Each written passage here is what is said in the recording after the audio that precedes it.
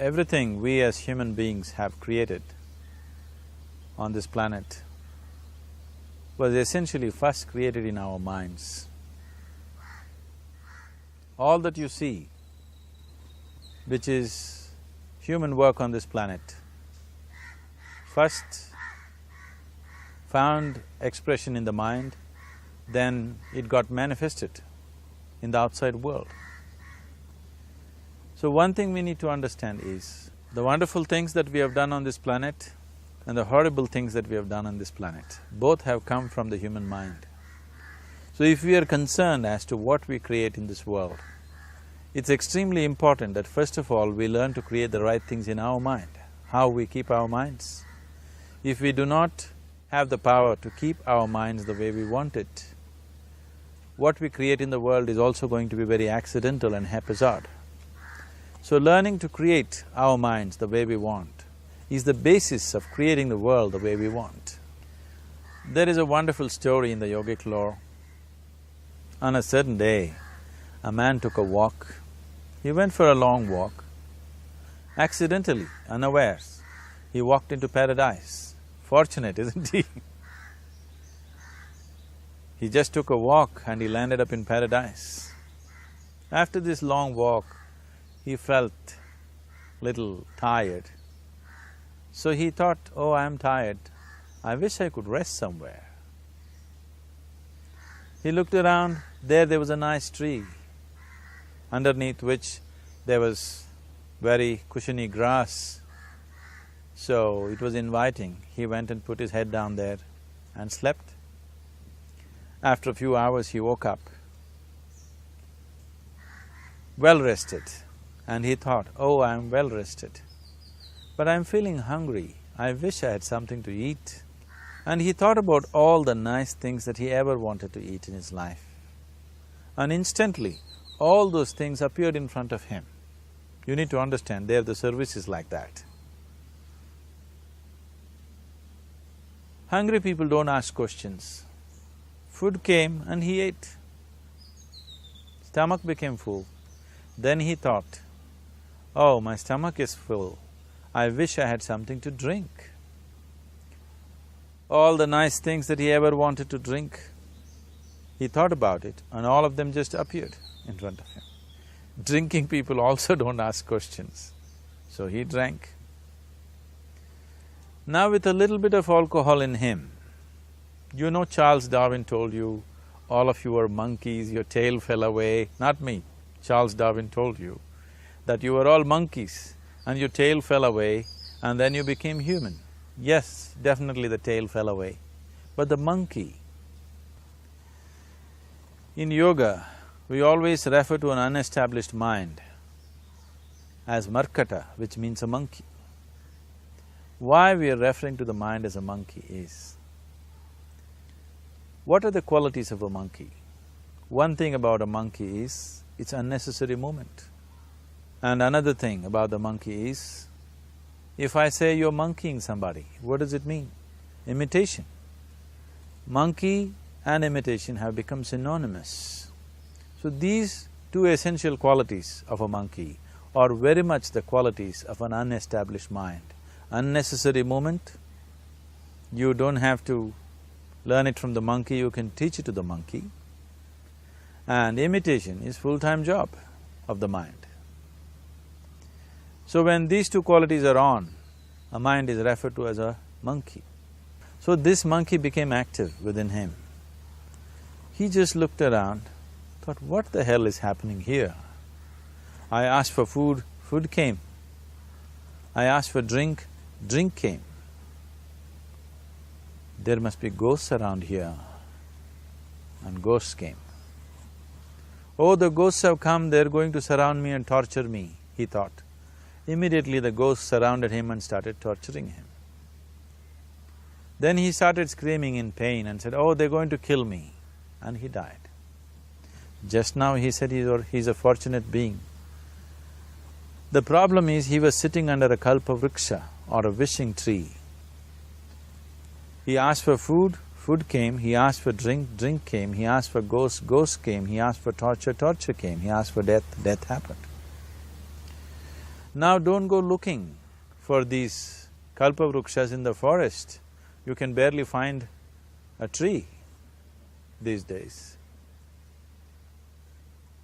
A well-established mind, a mind which is in a state of samyukti, is referred to as a kalpavriksha.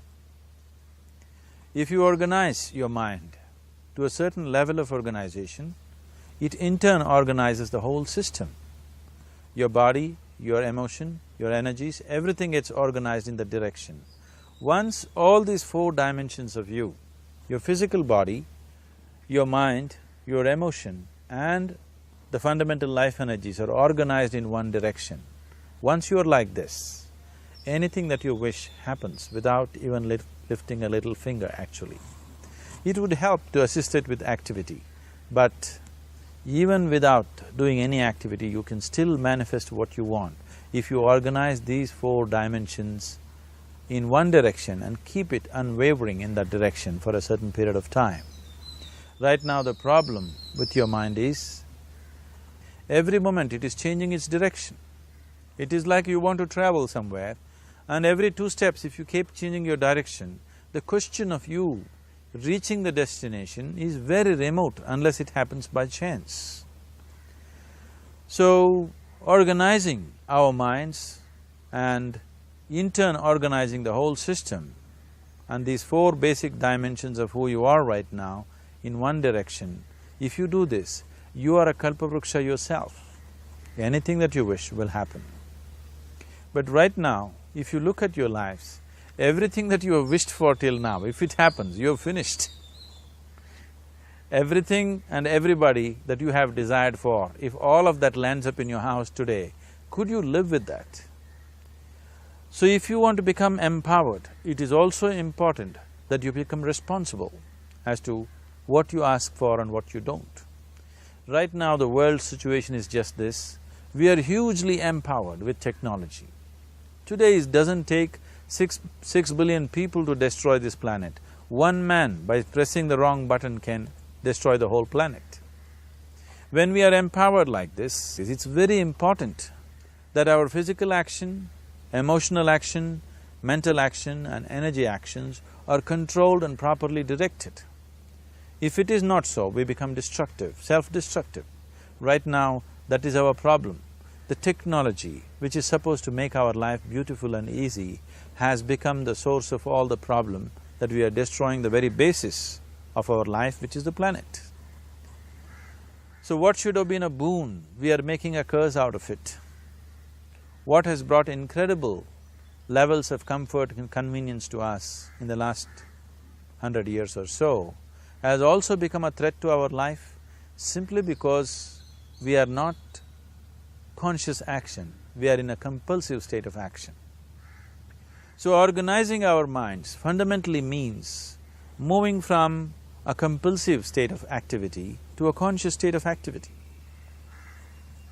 You might have heard of people for whom they asked for something and beyond all expectations it came true for them. Generally this happens to people who are in faith. Now, let's say you want to build a house. If you start thinking, oh, I want to build a house. To build a house I need 50 lakhs, but I have only 50 rupees in my pocket. Not possible, not possible, not possible. The moment you say not possible, you are also saying I don't want it. So on one level you're creating a desire that you want something, on another level you're saying I don't want it. So in this conflict, it may not happen. Someone who has some faith in a god or in a temple or whatever, who is simple-minded. Faith works only for those people who are simple-minded. Thinking people, people who are too much thinking, for them it never works. A childlike person who has a simple faith in his god or his temple or whatever, he goes to the temple and says, Shiva, I want a house. I don't know how, you must make it for me. Now in his mind there are no negative thoughts. Will it happen? Will it not happen? Is it possible? Is it not possible? These things are completely removed by this simple act of faith. Now he believes Shiva will do it for him and it will happen. So is Shiva going to come and build your house? No, I want you to understand, God will not lift his little finger for you. what you refer to as God is the source of creation. As a creator, he has done a phenomenal job, there's no question about it. Could you think of a better creation than this? Is it in anybody's imagination to think anything better than what is there right now? So as a creator, he has done his job wonderfully well, but if you want life to happen the way you want it, because right now, the very crux of your happiness and your well-being is this: if at all if you're unhappy, the only and only reason why you're unhappy is life is not happening the way you think it should happen. That's all it is. So if life is not happening the way you think it should happen, you're unhappy. If life happens the way you think it should happen, you are happy. It's as simple as that. So if life has to happen the way you think it should happen, first of all, how you think, with how much focus you think, how much stability is there in your thought, and how much reverberance is there in the thought process will determine whether your thought will become a reality or is it just an empty thought. Or how you do not create any impediments for your thought by creating negative thought process. Is something possible or not possible? Is destroying humanity. What is possible and not possible is not your business, it's nature's business. Your business is just to strive for what you want. Right now you're sitting here, if I ask you two simple questions, I want you to just look at this and answer this. Right now from where you're sitting, can you just fly off? You say no. Right now from where you're sitting, can you get up and walk? You'll say yes. What is the basis of this? Why you say no to flying and yes to walking? Because past experience of life, many times you've gotten up and walked, never did you fly off. Or in other words, you're using the past experience of life as a basis for deciding whether something is possible or not possible. Or in other words, you have decided that what has not happened till now cannot happen in your life in future. This is a disgrace to humanity and the human spirit. What has not happened till now on this planet can happen tomorrow. Human beings are capable of making it happen tomorrow. So what is possible and what is not possible is not your business. That is nature's business. Nature will decide that. You just see what is it that you really want and strive for that. And if your thought is created in a powerful way, without any negativity, without any negative thoughts bringing down the intensity of the thought process, it will definitely manifest. The whole existence today, modern science is proving, is just a reverberation of energy. It is a vibration. Similarly, your thought is also a vibration. If you generate a powerful thought and let it out, it will always manifest itself. So generally, people are using faith as a means to remove the negative thought. Today, once you have become thinking human beings, your faith is not too deep. It doesn't matter how much faith you think you have, somewhere doubts always crop up. Right now, the way your minds are made, this moment, if God appears right here, you will not surrender to Him. You will want an investigation whether He is really God or not. With this kind of mind, you should not waste your time on faith. So there is an alternative, which is commitment. If you simply commit yourself to creating what you really care for, now once again, your thought gets organized in such a way, there is no such thing as whether it's possible or not possible. There is no hurdle in your thought process. Your thought flows freely towards what you want. Once this happens, making it happen will also naturally follow. So to create what you really care for, first and foremost thing is that what you want must be well manifested in your mind, that this is what I want.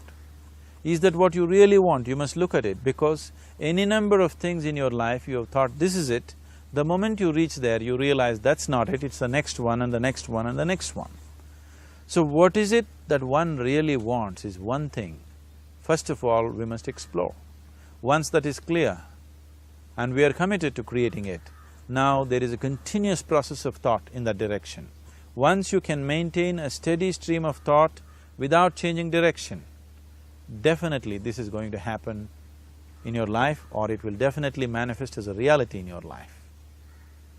So, either you make this human form into a kalpa vriksha, or you make it into one big mess, which is happening all over. One reason why we have not created the kind of world that all of us would want to live in is, too many people are busy looking up. Too many people are interested in other planets. They're not interested in this planet. For every aspect of their life, they're checking out with other planets. And further, too many people are in service of heaven. They're not on service of this earth. I think right now we need people who are in service of this earth, not heaven. I believe if heaven is closer to divine than where we are, if that is so, I believe they're a little more organized than us, they don't need help from us. This has been a major problem on the planet. Anything that is valuable for a human being, anything that is good, the highest aspects of human life have unfortunately been exported to heaven. For example, if you say love, people say God is loving. We do not know whether God is loving or not. Human beings are capable of love. It is very, very important that people understand human beings are capable of love, human beings are capable of compassion, human beings are capable of joy and blissfulness. All the good things that are possible for a human being, unfortunately have been exported to heaven. If we want to create the kind of world that we want to, we need to understand whatever you refer to as God, the idea of God has entered our mind only because we have seen creation around us. Because there is creation, we have assumed a creator. God is a great creator. What you refer to as God is the source of creation. That source of creation has not failed us, has done a fantastic job. But now the question is about management. If you want to leave the management in the hands of the Creator, He will manage it in His own way, according to His agenda. But that's not what you want. You want life to happen the way you want it. Now, for example, let's say all of you here are the India soccer team for the next World Cup, and I am the coach. So these next 4 years, everything that you need to know about football is taught to you. Everything that I know about football is poured into you in so many ways. Now, the time to play the match has come. You're on the field and the ball comes near your foot, but you look at me, then it's no good. You've seen those coaches sitting there and boiling, nothing happens. Because now, once you're on the field, it's your job. So this is the same thing. The Creator has done a fantastic job. Now you're here. It is for you and me to see how to manage this, how we want it, how to keep this world, how… in what condition would all of us enjoy it best is something that we have to look at. So at every stage in our life, we tend to think, this is it. If this one thing happens, everything will be fine with my life.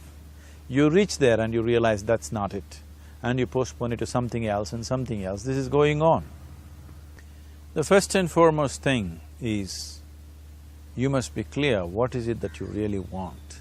If you do not know what you want, the question of creating it doesn't arise. If you look at what you really want, what every human being wants is, he wants to live joyfully, he wants to live peacefully. In terms of its relationships, he wants it to be loving and affectionate. Or in other words, all that any human being is seeking for is pleasantness within himself, pleasantness around him. If this pleasantness, if it happens in our body, we call this health and pleasure. If it happens in our mind, we call this peace and joy. If it happens in our emotion, we call this love and compassion.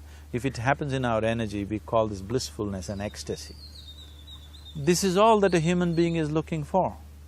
Whether he is going to his office to work, he wants to make money, build a career, build a family, he sits in the bar, sits in the temple, he is still looking for the same thing.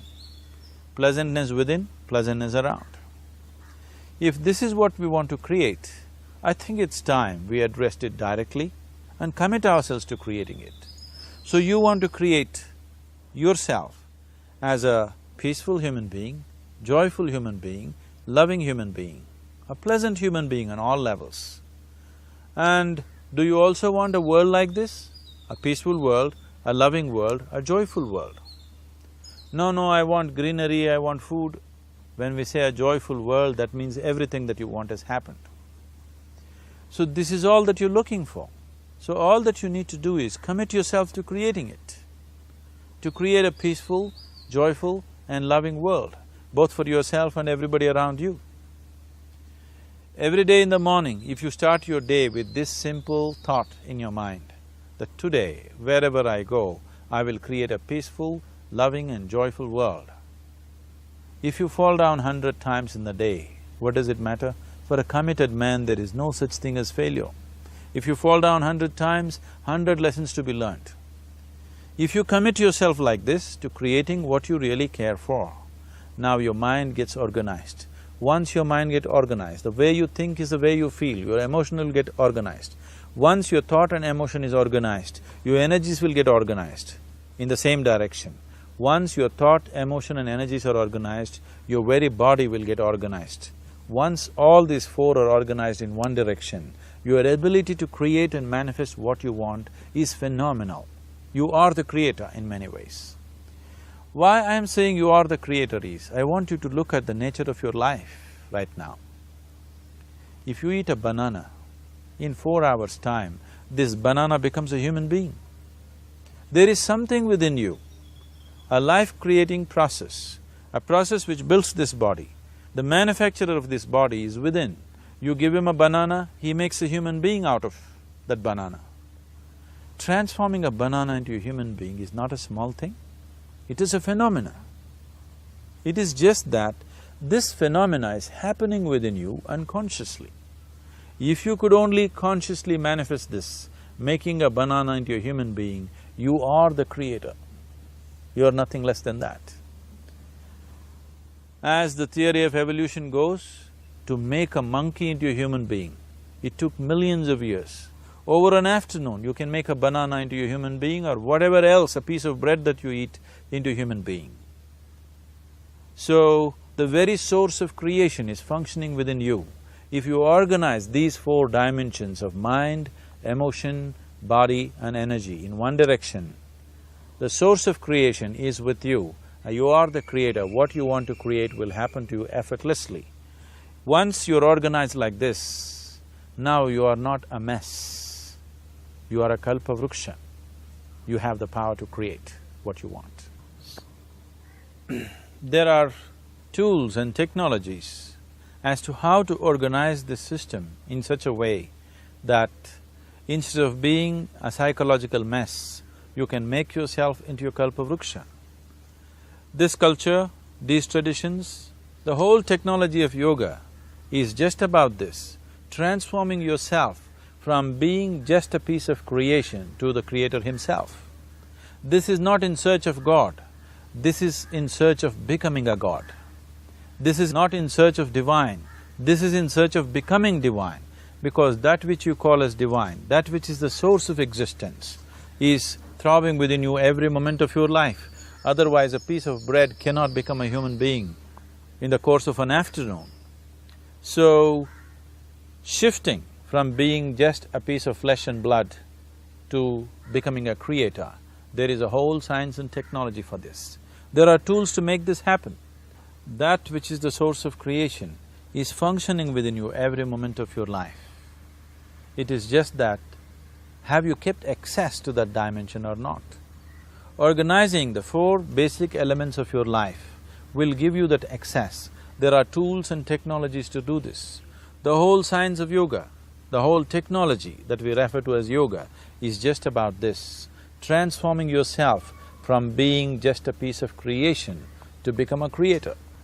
For example, 100 years ago, if I picked up something like this and I start speaking to someone who is across in another part of the world, you would think it's some kind of a miracle. Either I must be a messenger or a son or maybe God himself. But today, this is just another gadget that every one of us carry and use. Today sitting here, without using this instrument, if I speak to someone in another part of the world, it is still a miracle for you. So, this instrument happened because of human mind wanting it to happen. 100 years ago, nobody thought this was possible, but today it is just a common thing. Similarly, many things which are not in our perception yet can be brought into our perception, and our ability to create our lives can be greatly enhanced.